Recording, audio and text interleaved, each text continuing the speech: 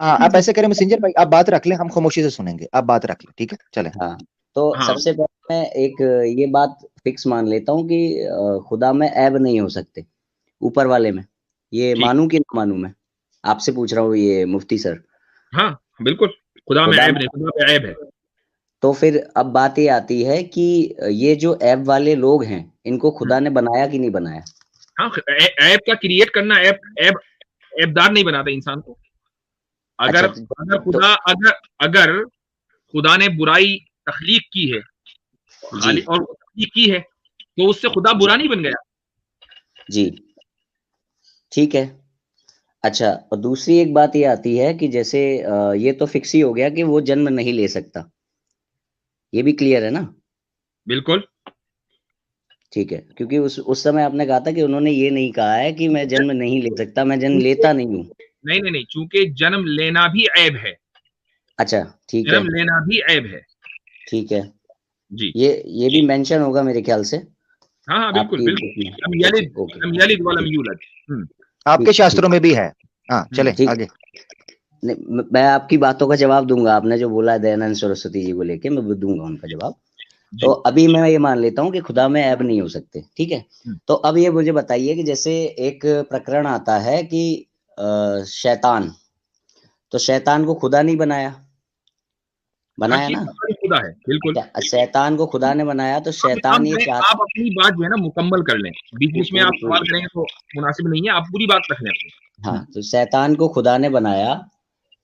शैतान ये चाहता है कि वो उनकी एजुकेशन में मिलावट करे, जो एजुकेशन वो कुरान के ज़रिए देना चाहते हैं लोगों को। अब जब वो मिलावट करे तो इसका मतलब क्या खुदा ये चाहते हैं कि मिलावट वाला ज्ञान पहुँचे लोगों के पास? ठीक, ये सवाल है आपका। तो फिर प्रामाणिकता कैसे बचती है? ठीक, होगी आपका हुँ, सवाल। जी बताइए।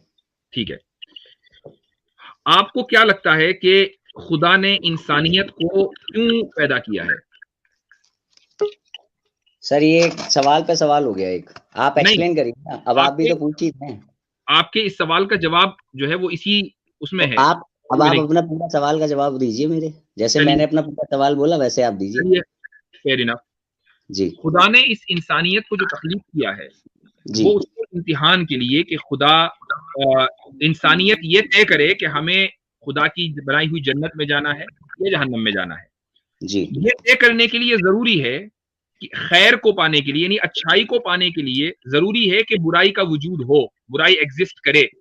जी, और आप उस बुराई को जो कि एग्जिस्ट कर रही है, जो शैतान के जरिए आई है, शैतान ने जी, जिसको प्रमोट किया है, जी, आप उस बुराई को बाईपास करके आप उस अच्छाई को हासिल करें। उसकी वजह यह है कि दुनिया में कोई भी चीज ऐसी नहीं है कि जिसको आप अचीव करें, अचीव कर बोल रहा हूं, और उसमें हुँ, कोई एफर्ट ना हो, हुँ, वरना फिर वो अचीव नहीं है। मिसाल के जी, तौर पर अगर किसी का बाप मर जाता है और उसकी औलाद अपने बाप की दौलत हासिल करती है, इनहेरिट करती है, तो इनहेरिट करना अचीव करना नहीं है, क्योंकि अचीव जी, करने में एफर्ट लगना जरूरी है। और बिल्कुल, एफर्ट बिल्कुल। के होने चाहिए रेजिस्टेंस। तो अब जी, अगर आप अचीव कर रहे हैं अच्छाई, तो फिर बुराई के जरिए रेजिस्टेंस आना जरूरी है।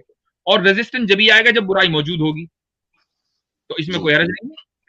सर मेरा क्वेश्चन ये था कि शिक्षा में मिलावट करने वाले को भी उन्होंने ही बनाया ना? तो यानी वो ये चाहते हैं कि शिक्षा में मिलावट हो। शिक्षा में मिलावट करने से क्या मुराद है, क्या जैसे मतलब है, आप वजाहत कई करें थोड़ी। कई ऐसे कोट्स आए हैं कि शैतान जो है उनकी आयतों में मिलावट कर देता है या आयतों को मिलावट के साथ समझाता है लोगों को गलत। या कुछ।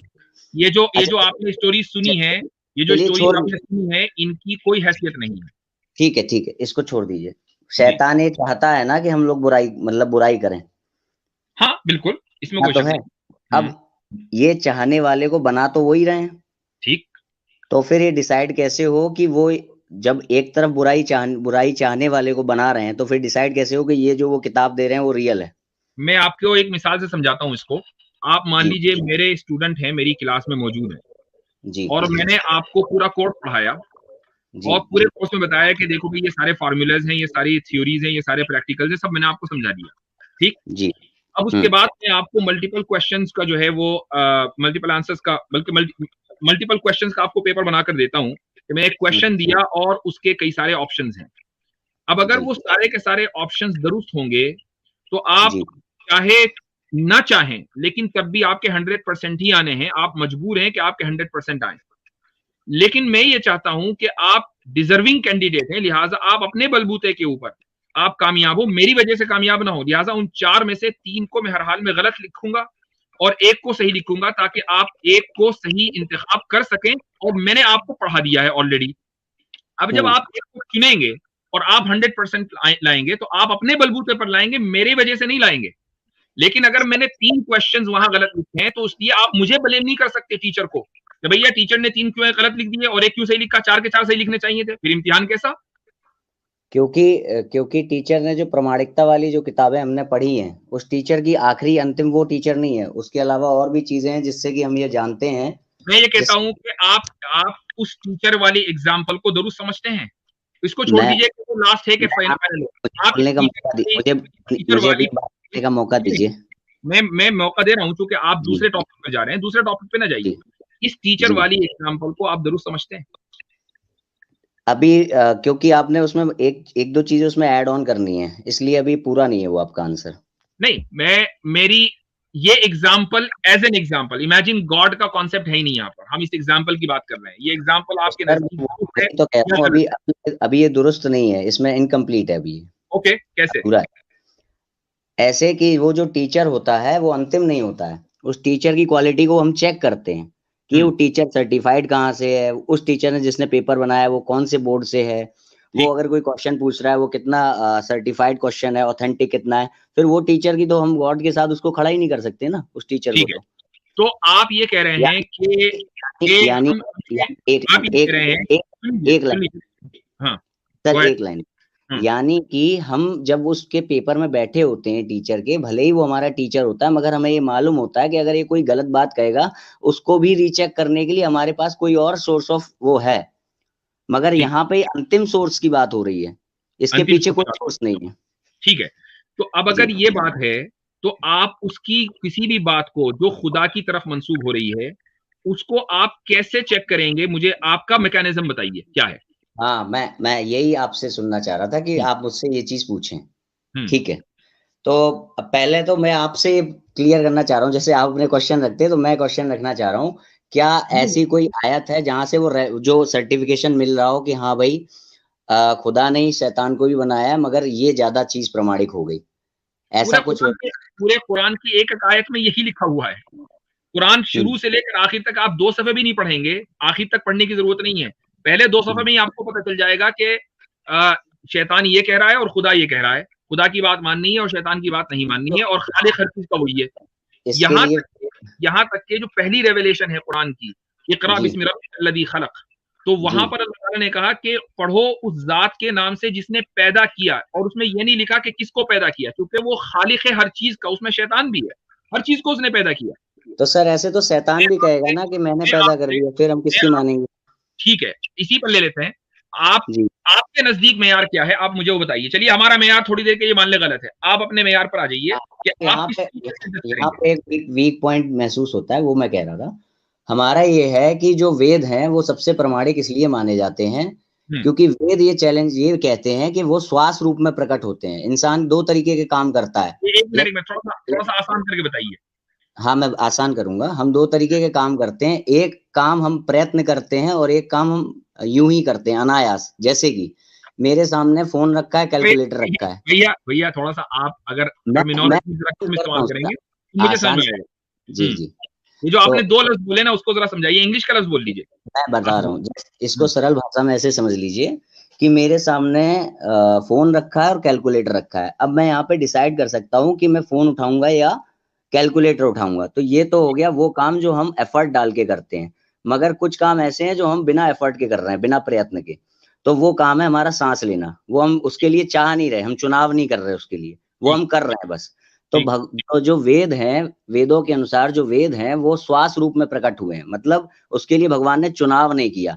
तो जितनी भी किताबें भगवान प्रयास करके देंगे वो तब तक प्रमाणिक रह जाएंगी जो वेद के अकॉर्डिंग होंगी। एक मिनट, तो आप ये कह रहे हैं कि वेद को मैं सिर्फ समझने के लिए बात कर रहा हूँ कि आप ये कह रहे हैं कि ईश्वर ने जो वेदास दिए हैं वो बगैर एफर्ट के दिए हैं इंसान को, राइट? जी। अच्छा, तो ये जो बगैर एफर्ट के इंसान को दिए हैं, अब ये जो वेदास हैं, ये अल्टीमेट मैसेज, ये अल्टीमेट मैसेज है। हाँ, वो स्वतः प्रकट होते हैं जी। ठीक है, उसको चैलेंज नहीं किया जा सकता, उसमें कोई बात गलत नहीं हो सकती जी। अब होता क्या है कि आगे जब भगवान अवतार लेते हैं, भगवत गीता जैसे रामायण वगैरह, उनकी तब तक बातें मान्य होंगी जब तक वो वेद के अकॉर्डिंग है, क्योंकि वेद श्वास रूप में प्रकट हुए हैं। तो भगवान प्रयत्न करके जितनी भी नॉलेज आपको देंगे, उनका जो सर्टिफिकेशन है वो वेद से ही मैच तो होगा। आपके नजदीक जो किताब एफर्ट से दी जाए, आपकी एपिस्टेमोलॉजी के एतबार से वो किताब इनवैलिड है, खुदा की नहीं हो सकती। हिंदुइज्म इस सवाल का जवाब दे पाता है मेरे हिसाब से। अच्छा, और वेदास चूंकि गॉड के एफर्ट के बगैर आए हैं, गॉड के एफर्ट के बगैर आए हैं, इसलिए वो अल्टीमेट मैसेज है और उसको चैलेंज, अथॉरिटी को चैलेंज नहीं किया जा सकता। ठीक है, जी। सवाल ये है कि आपको कैसे पता चला कि वेदास खुदा के एफर्ट के बगैर आए हैं? मैंने कहा ना कि मैं कभी भी उस किताब के बाहर नहीं जाऊंगा। मैंने कहा ना, मैं आपकी भी किताब के बाहर नहीं जाऊंगा। नहीं तो मैंने कहा, ये तो अगर मान लीजिए मैं आपकी किताब में कुछ ऐड करके चले जाऊं, तो क्या ये कैसे पता चलेगा कि ये खुदा की तरफ से है? ये इसके लिए हमारे यहाँ चेन ऑफ नरेशन है, परंपरा से ज्ञान प्राप्त होता है, उसकी रक्षा परंपरा करती है। तो चेन ऑफ नरेशन बताइए क्या है? चेन ऑफ नरेशन लगातार जो गुरुओं की चेन ऑफ नरेशन चली आ रही है, जैसे अभी अब मैं यहाँ पर आमिर भाई का जवाब दूंगा। इन्होंने दयानंद सरस्वती जी का नाम लिया था। तो दयानंद, उस चेन ऑफ नरेशन में कितने लोग होंगे? पहले तो आप वेद की एज बताइए, फिर उसके बाद चेन ऑफ नरेशन आएगा। वेद की एज फिलहाल देखिए, ये तो बात वो हो गई कि वेद की एज बताइए। अब ये वस्तुनिष्ठ प्रश्न हो गया कि मुझे रटी हुई है कि नहीं ये बातें। नहीं, ये हमारे जो फिलोसॉफिकल हमारी टॉक हो रही है, डिफेंड करने आए हैं और ये कह रहे हैं मैं किताब से बाहर नहीं जाऊंगा, और उसी किताब से मुताल्लिक उसी किताब के बारे में एक हो रहा है कि वो किताब कब है। आप हमसे कुरान के बारे में यही सवाल करेंगे कि मैंने आपसे वस्तुनिष्ठ प्रश्न ये पूछा कि यहाँ पे वो शब्द क्या लिखा है, ये क्या है। मैं एक जो ओवरऑल बड़ी बड़ी बातें हैं उन पे बात करने आया हूँ। मैंने आपको कोई ऐसी टीचिंग के बारे में नहीं पूछा कि फलाने उसमें, फलाने हदीस में, फलाने श्लोक क्रमांक में क्या लिखा है। अब ये जो है ये वस्तुनिष्ठ प्रश्न है, सब्जेक्टिव है। नहीं, ये सब्जेक्टिव नहीं है। That's the point. ये सब्जेक्टिव नहीं है। आपने ये कहा ना, यहाँ पे भाई, आप जो है वो देखें, गुफ्तगू अगर करनी है तो फिर तरीके से करें। आपसे एक सवाल किया और आप फंस गए, तो आप ये कह रहे हैं कि सब्जेक्टिव क्वेश्चन है। आप अगर ये कह रहे हैं कि खुदा ने, ईश्वर ने बगैर एफर्ट के ये कलाम जिसको वेद कहा जाता है इंसानियत को दिया है, और हम आपसे ये सवाल कर रहे हैं कि कब दिया है, और आपके पास ये जवाब ना, और आप ये कहें कि नहीं ये सब्जेक्टिव है, ये तो मुझे मालूम नहीं है, और आप इस सवाल को डॉज कर दें, दैट इज नॉट फेयर। आपको ये बताना पड़ेगा कि वो कब दिया, और ये बताना पड़ेगा कि आपको कैसे पता चला कि वो बगैर एफर्ट के दिया, और उसमें आप वेद को कोट नहीं कर सकते क्योंकि वेद ही तो अंडर क्वेश्चन है। ये तो ऐसे ही हुआ कि जैसे कि आप मुल्जिम से पूछें कि भाई तुमने जुर्म किया है, वो कहे कि नहीं मैंने तो कोई जुर्म नहीं किया, और हम इसी को एविडेंस मान लें। मुल्जिम का कॉल कभी भी एविडेंस नहीं हो सकता। जी अब बोलें।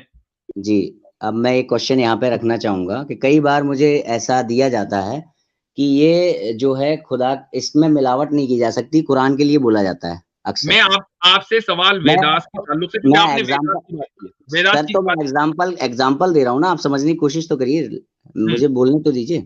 तो मुझे एक कोट किया जाता है कि भाई कुरान खुद ये बात कहती है कि इसमें मिलावट नहीं की जा सकती। तो यहाँ पर भी वही चीज आ गई ना कि वो किताब खुद कह रही है, इसलिए मान लिया जाए। कि मुजरिम से पूछा जा रहा है कि तुम मुजरिम हो कि नहीं, तो मुजरिम कह रहा है नहीं हो, तो इसलिए हम मान लें। बात तो वही आ गई ना यहाँ पे, आप ऐसे कह रहे हो।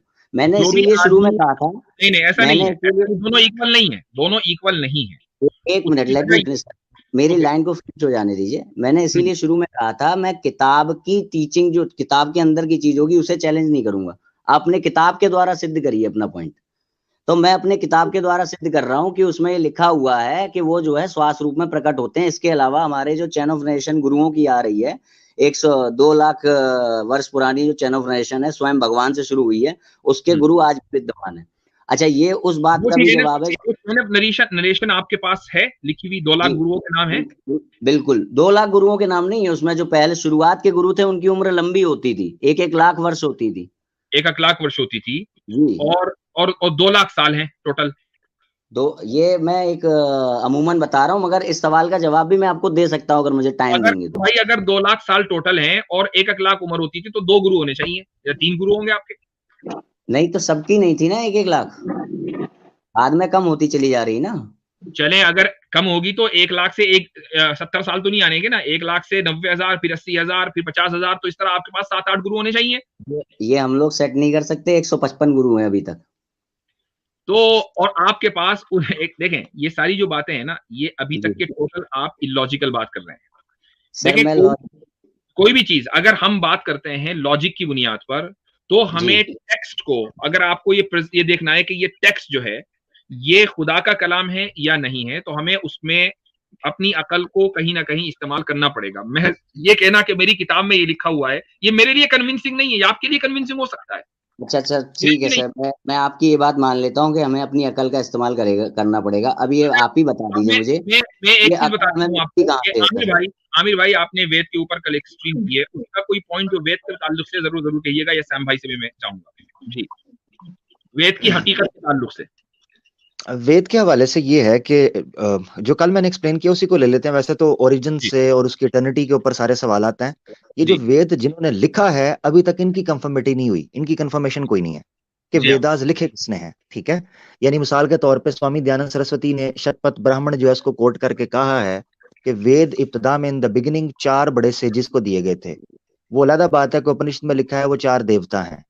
और ये भी अलग बात है कि किसी और उपनिषद के अंदर लिखा, उसका हवाला भी मैं दे दूंगा स्क्रीन के ऊपर, अगर ये कहेंगे कि ये पहले कह रहे थे ना जी, अगर हम कुरान के अंदर देखें या इस्लाम में देखें तो अल्लाह हमें एक कुम्हार की तरह क्रिएट इस तरह दिखाई देता है जैसे मट्टी लेकर। तो भाई आपके शास्त्रों के अंदर भी ईश्वर वेदों को, बल्कि ब्रह्मा वेदों को इसी तरीके पर बनाता है। वो आग को उबालता है, काटता है, धरती के अंदर से कुछ और चीज निकालता है, उसका नेक्टर जूस निकाल के कोई एक वेद बनाता है, दूसरे से एक वेद बनाता है, ठीक है। और उनका नाम रख दिया है अग्नि, आदित्य, वायु, उनसे कशीद करके उनका एक्सट्रैक्ट निकाल के वेदास को बनाता है, ठीक है। चलिए अब तो यहाँ पर मैं आपसे अब सर मुफ्ती सर अब मैं थोड़ी देर आमिर भाई से, क्योंकि दयानंद नाम दूसरी तीसरी बार ले रहे हैं। मेरा सवाल ये है, मेरा सवाल सुन लीजिए। वो तो मैंने आपकी पिछली चीज की बात की ना कि अगर आपको ये नजर आता है तो हमें आपके शास्त्रों के बकौल भी वो एक नजर। मेरी बात सुनिए, आपने मुझे स्टार्ट में आके क्या कहा कि ये नहीं बोलेंगे, मैं बोला तब से बोला, ठीक है मान गया। कैसे मैं खामोश रहा, कैसे मैं खामोश रहा? मान गया भैया, आगे बढ़िए। हाँ मान गए ना, अब खामोश रहना मेरा भाई जी। सीखें, चीजों के साथ सीखना भी है, सिर्फ झाड़ना नहीं है, सीखना भी है। अच्छा जी। तो सवाल तो मेरा होगा ना मेरा प्यारा भाई, वो ये होगा वेदास लिखे किसने? और ये मैं ये नहीं कह रहा, अब शुरू जब वेदास आए हैं ना उस वक्त किसने लिखे थे, ये बताएंगे जी। वेदास अपौरुषय हैं। वेदास जब भगवान सृष्टि की रचना करते हैं तो स्वतः प्रकट होते हैं, भगवान उसके लिए प्रयत्न नहीं करते। मैं पूछ रहा हूँ लिखे किसने, मुझे बात समझी आपने? मैं क्रिएशन की बात नहीं, लिखने वाली बात तो ये है कि जब लिखने की चीज जब बारी आई तब लिखेगा। शुरू में तो मुंह जबानी कन्वर्ट हुए ना पीढ़ी। मैंने आप सवाल ये है क्यों, वजह क्या है, मुश्किल क्यों पड़ रही है, सवाल क्या था दोबारा बोलूं? हाँ मैंने ये पूछा है कब लिखे हैं, ये पूछा मैंने। आपने वही तो पूछा, लिखे किसने? मैंने क्या पूछा? लिखे किसने? हाँ इसका जवाब दो, शाबाश। तो लिखने की बात तो ये आती है कि भाई जब आधुनिक युग आया तब लिखे गए होंगे। मैं कह रहा हूँ ये पूछा मैंने कब, फिर वही बात किसने? अरे किसी इंसान ने लिख दिए, मान लिया, चलिए कौन था? हाँ इस तरह हो, आहिस्ता आहिस्ता, किसने? ठीक है, कौन था? कोई एक इंसान, मैं नहीं जानता, छोड़ दीजिए उसे, नहीं जानता। मैं जानते क्यों नहीं, बताए ना, जिक्र है उनका। आप तो कहते हो हर चीज का जवाब है हमारे पास, तो देना जवाब।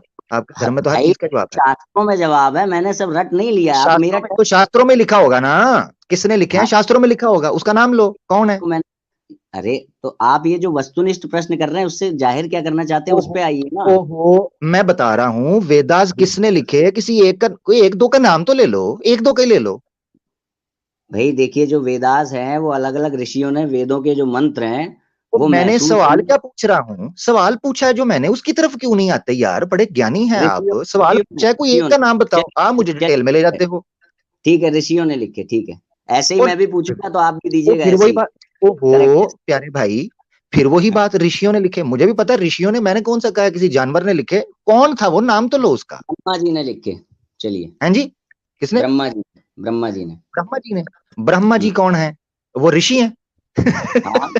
हाँ ब्रह्मा ऋषि है, किसी साबित कर दो, ब्रह्मा ऋषि है, साबित करें।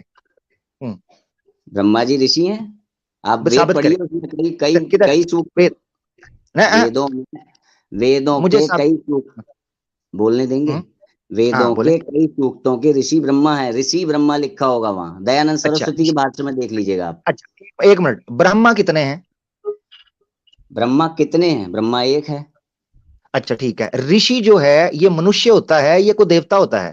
अब देखिए, आप फिर वस्तुनिष्ठ में ही चलते जा रहे हैं। आप अपनी ओहो, बात रखिए ना। मेरी बात सुने, एक मिनट मेरी बात सुने। ब्रह्मा, मुफ्ती अगर सर आप से ये जब कहें, एक मिनट, अभी मैं हवाला देने लगा, एक मिनट क्वेश्चन रुकिएगा। किया था, मुफ्ती सर ने आमिर कहा भाई, था आमिर भाई एक मिनट, मेरे ख्याल से आप जो कहना चाह रहे हैं वो आप कह दीजिए कि वेद का जो लिखने वाले हैं वो कौन है। जी हाँ, मैं इनको एक हवाला कोट करता हूँ, वो कि मैं लैपटॉप से निकल चुका हूँ, मैं फोन से बैठा हूँ, एक रेफरेंस इनको कोट करता हूँ। ये कह रहे हैं कि एक ब्रह्मा जी थे। मैं अभी एक रेफरेंस कोट करूंगा इन किताबों की, तो एक मिनट जरा रुकें। अच्छा जी, ये एक रेफरेंस है हमारे सामने। मैं स्क्रीन नहीं शेयर, क्योंकि मैं लैपटॉप से निकल चुका हूँ, स्क्रीन नहीं शेयर कर पाऊंगा, मगर मैं उसको बोल दूंगा। जी किधर गया है?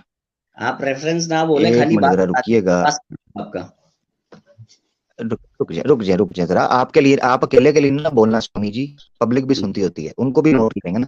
छंदोग्य उपनिषद है, ठीक है? अच्छा, इसमें 7वां खंड है इसका, अध्याय चौथा, यानी अध्याय चौथा 7वां खंड, और इसके इब्तदाई 2 श्लोक, एक और दूसरा। उसमें सबसे पहले यह बयान किया गया है कि वेदास, यहाँ ये एक्सप्लेन किया गया कि वेदास को किस तरीके से क्रिएट किया गया।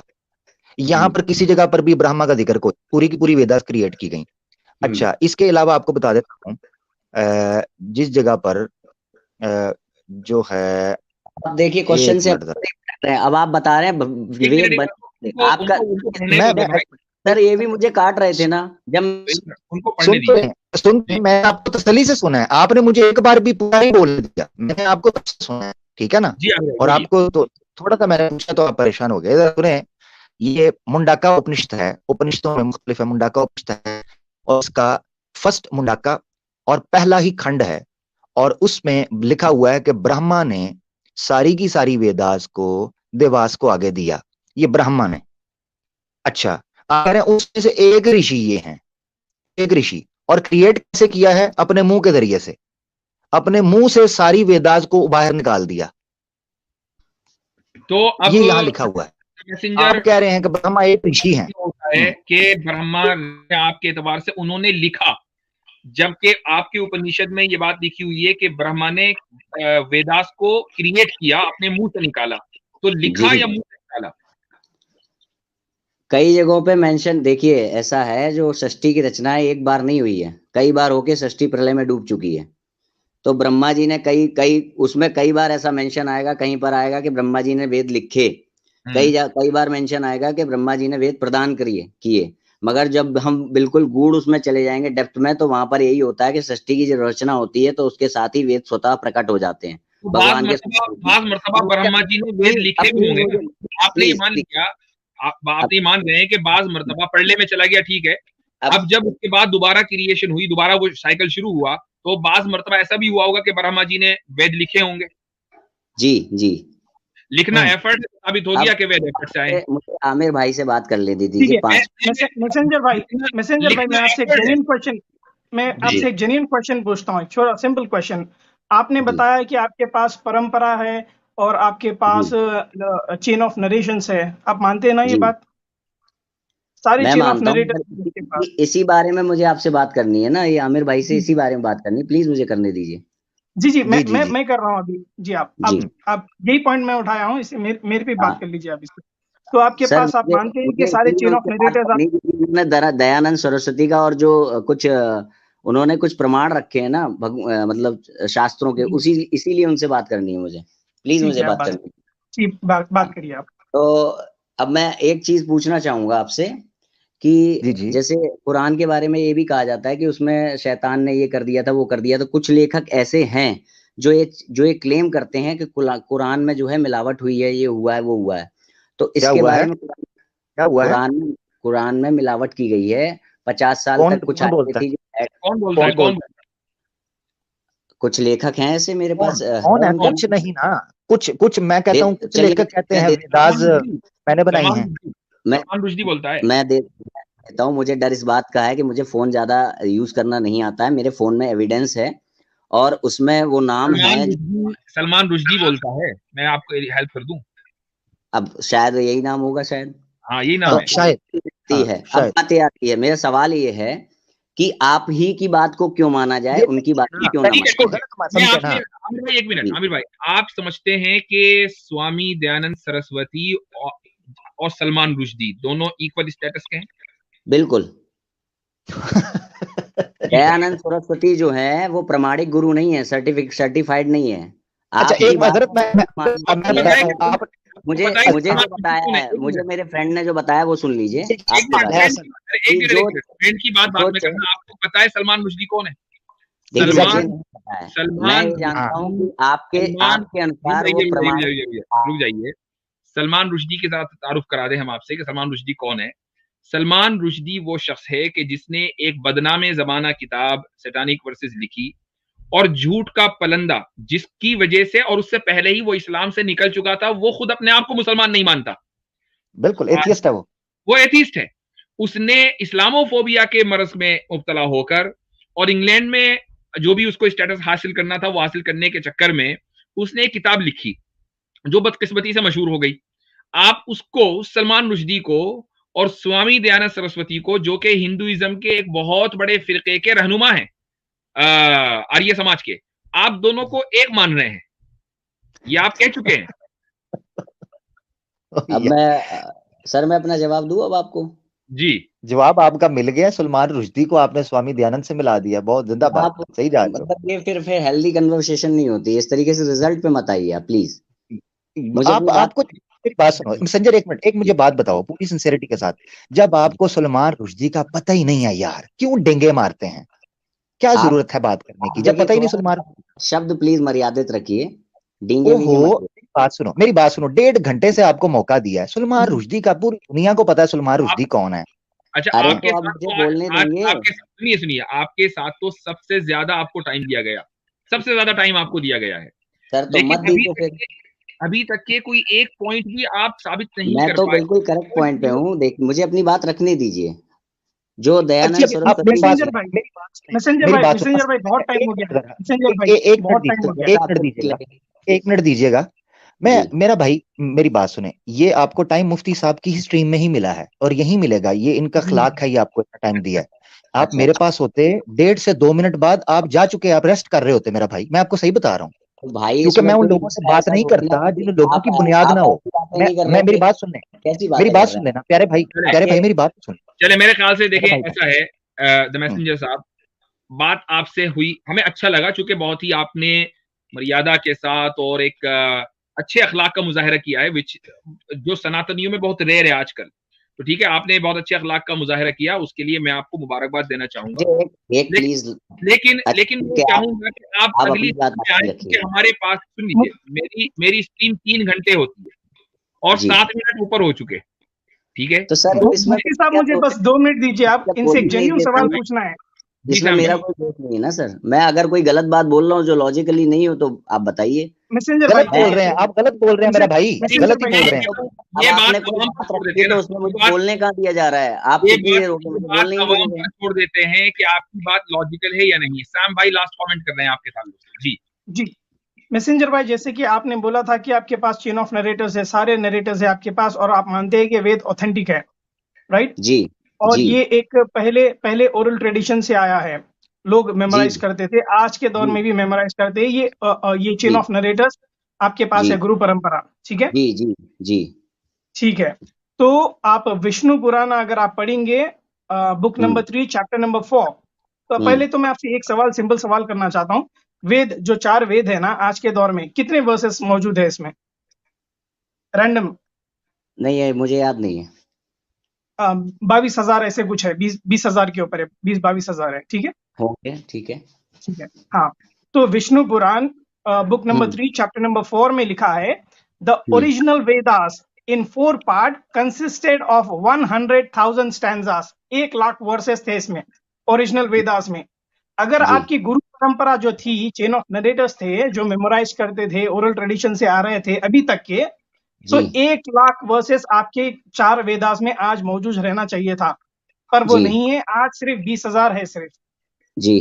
तो ये बाकी के जो 80% वेदास है वो खो गए। इसीलिए स्वामी विवेकानंदा बोलते हैं, उनकी किताब में लिखते हैं, बोलते हैं कि the major part of the Vedas has been lost. Sir आप इस बात को मानते हैं कि नहीं, जो ज्ञान होगा वो सर्टिफाइड पीछे चेन ऑफ नरेशन से जो मिलेगा वही प्रमाणिक होगा? इस बात को आप किताब जी 1 मिनट दीजिए। आपने बताया 1 मिनट आपने बताया कि आप किताब से बाहर नहीं जाएंगे, मैं किताब के अंदर से बता रहा हूँ। आप विष्णु पुराण खोलकर कमेंट्री क्यों दे रहे हैं? नहीं, विष्णु पुराण बता रहा हूँ। विष्णु पुराण में 1 लाख वर्सेस है लिखा हुआ। मुझसे सुन लीजिए विष्णु मैसेंजर।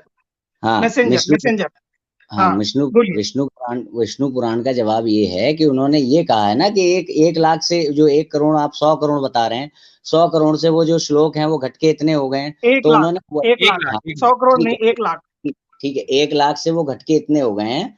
तो उसमें यही बात है कि जो क्या कहते हैं, जो उसको जो ट्रांसफर करने वाले हैं शुरुआत में ही वेदों का ज्ञान प्राप्त करके, जब वेदों श्वास रूप में वेद प्रकट होते हैं तो 1 लाख में होते हैं, मगर उनको जब श्लोकबद्ध किया जाता है तो उसमें श्लोक कम हो जाते हैं, उनका सार कम में आ जाता है। वाह, जबरदस्त, क्या कहने, क्या बात है, क्या बात है, ये बात है, क्या बात है। भगवान जो है अपनी बात को बहुत फैलाकर कहने वाले थे, लेकिन बंदों ने ये किया कि उस फैली हुई बात को मुख्तसर करके आगे भेजा। तो जो काम बंदों को करना था भगवान खुद ही कर रहे थे। बंदों ने नहीं, भगवान ने किया ये भी काम नहीं किया ना। अगर यही किया तो फिर 80,000 और 1 लाख का फर्क कहाँ से हुआ भाई? कहाँ से हुआ? तो पहले 1 लाख कर, हाँ तो पहले 80,000 कर देते, को 20,000 पहले ही कर देते, पहले क्यों 1 लाख? मतलब देखिए, अब आपकी लॉजिक जो है ना वो पब्लिक को चेक करने दें।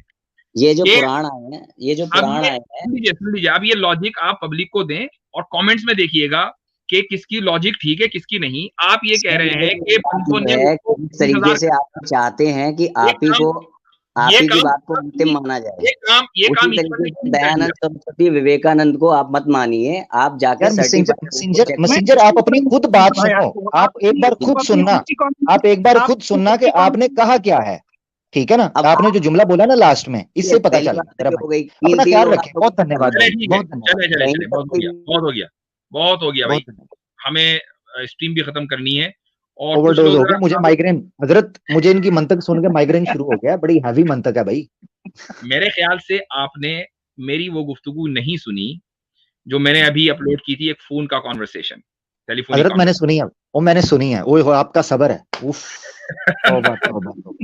मैंने आधे घंटे सुनी है, यकीन करें, मैं चाय बना आधा घंटा तो मेरा दिमाग धुआं छोड़ना शुरू हो गया। मैंने कहा क्या हो गया ये और मैं दिल में पता क्या सोच रहा हूँ, मैं कहा हजरत क्यों अपना टाइम वेस्ट। आपने जब कहा है ना कि मैं ड्राइव करके पहुंच गया हूँ, मैंने कहा शुक्र है जगह पे पहुंचे हैं, कॉल बंद हुई है। असल में मैं रात में ड्राइव कर रहा था और मुझे होटल पहुंचना था और नींद आने लगी मुझे, तो मैंने कहा यार चलो इससे बात कर लेते हैं, तो नींद गायब हो जाएगी।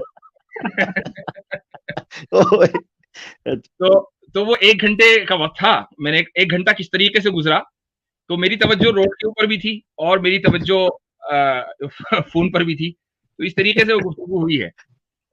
हाँ। तो मेरा उसका सेकंड पार्ट, वो तो जब मैं जा रहा था, फिर वापसी में ऐसे ही हुआ, मैंने कहा चलो इससे बात रह गई, फिर दोबारा मिलाओ इसको, तो वो अभी सेकंड पार्ट आना है उसका, वो आ चुका मेरे। हाँ, तो उसमें भी थोड़ा सा सरदर्द के लिए तैयार रहिएगा। जबरदस्त। अच्छा हजरत, मैं एक चीज यहाँ, ये जो भाई मैसेंजर भाई आए थे, चूंकि ये हमारे एक एक्स हिंदू भाई ने रिकमेंड किए हुए हैं, मेरे पास भी आए हैं 1-2, कैसर भाई के पास आए, मेरे पास अनफॉर्चुनेटली मेरे ख्याल से शायद नहीं आ सके, ये किसी बिजी होने की वजह से वो नहीं आ सके, आएंगे तो फिर और बात हो जाएगी। मगर ये है कि आप इनकी जितनी इन्होंने गुफ्तगू की है, ये पूरी कॉन्फिडेंस के साथ इस तरीके से गुफ्तगू रख रहे थे जैसे निहायत माकूल और निहायत मुस्तनद और निहायत मुहकम गुफ्तगू है। मगर आप एक इनका कॉन्ट्रडिक्शन का लेवल तब चेक करें कि एक अगला हिंदू आएगा ना, उससे आप सेम सवाल पूछेंगे, वो आपको 180 डिग्री का एक अलग जवाब देगा। जी। आप इधर लाखों बैठ जाएं, आप लाखों मुसलमान आएंगे, आप उनसे पूछें कुरान की कितनी सूरतें हैं, कुरान कितने सालों में आया, कुरान क्या है, वो आपको सेम जवाब, एक ही जवाब आएगा। जी बिल्कुल सही बोले जी। अच्छा, और जो लॉजिक और तर्क वो दे रहे थे, बिल्कुल यानी एक बच्चा भी ये तय कर सकता है कि यार ये क्या बात कह रहे हैं। एक तरफ आप ये कह रहे हैं कि 1 लाख श्लोक आए, दूसरी तरफ वो कंप्रेस करके 20,000 कर दिए, तो भाई ये काम खुदा ने काहे नहीं कर दिया? या तो आप ये माने कि खुदा को करना नहीं था, उसकी हिकमत के खिलाफ था, और या करना था लेकिन कर नहीं सकता था। दोनों ही चीजें गड़बड़ हैं। अगर उसको करना नहीं था, उसकी हिकमत के खिलाफ था, तो फिर बंदों को भी नहीं करना चाहिए था, उनको भी 1 ही लाख रखने चाहिए थे, क्योंकि खुदा की हिकमत के खिलाफ कोई काम किया क्यों? जी, एग्जैक्टली। सिंपल एक सवाल था सैम भाई, मैं चाहूंगा इसके बाद आप बोले। सिंपल एक सवाल पूछा था कि वेदास लिखी किसने, को मुश्किल नहीं थी। वो आप देख सकते हैं कि किस तरीके से वो जवाब ही देना ही नहीं चाह रहे थे, कितना कनी कतरा रहे थे। तो बड़ा दुख होता है कि जानते पूछते भी ये चीजें हो जाती हैं। खैर बार